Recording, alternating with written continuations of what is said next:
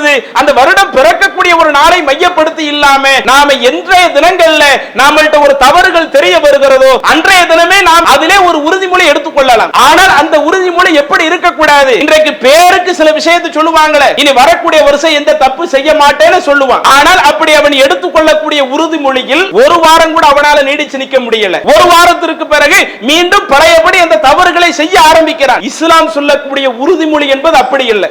இன்னல் அஹ்த கான மஸ்ஊலா, நீங்கள் வணங்கக்கூடிய அந்த வாக்குறுதியும் மறுமை நாளில் விசாரிக்கப்படக்கூடியதா தான் இருக்கும். அல்லாஹ் அதை கூட விசாரிக்கத்தான் செய்வான். நம்முடைய கடந்த காலத்தில் எவ்வளவோ பல தவறுகளை செய்திருப்போம். அந்த தவறுகளுக்காக அல்லாஹ்விடத்திலே மன்னிப்பு கேட்டு இனி வரக்கூடிய காலகட்டத்தில் இறைவா நான் இது போன்ற எந்த ஒரு தவறுகளை செய்ய மாட்டேன் என்று இறைவனை முன்னிறுத்தி நாம் ஒரு உறுதிமொழி ஏற்போம். அது ஒரு புத்தாண்டுக்காக இல்லாம நம்ம அந்த புத்தாண்டு வரை நாம் வாழக்கூடிய ஒரு வாய்ப்பு இந்த உலகத்தில் வழங்கப்படாவிட்டாலும் இந்த நேரங்கள்ல இறைவா நான் இது போன்ற அந்த விஷயங்கள்ல சரியாக நடந்து கொள்வேன் என்று உறுதிமொழி ஏற்போம். அப்படி ஏற்கக்கூடிய அந்த உறுதிமொழியில் நம்முடைய வாழ்க்கையில கடைசி வரை நாம சிறந்த முறையில் வாழ்ந்து காட்டுவோம்.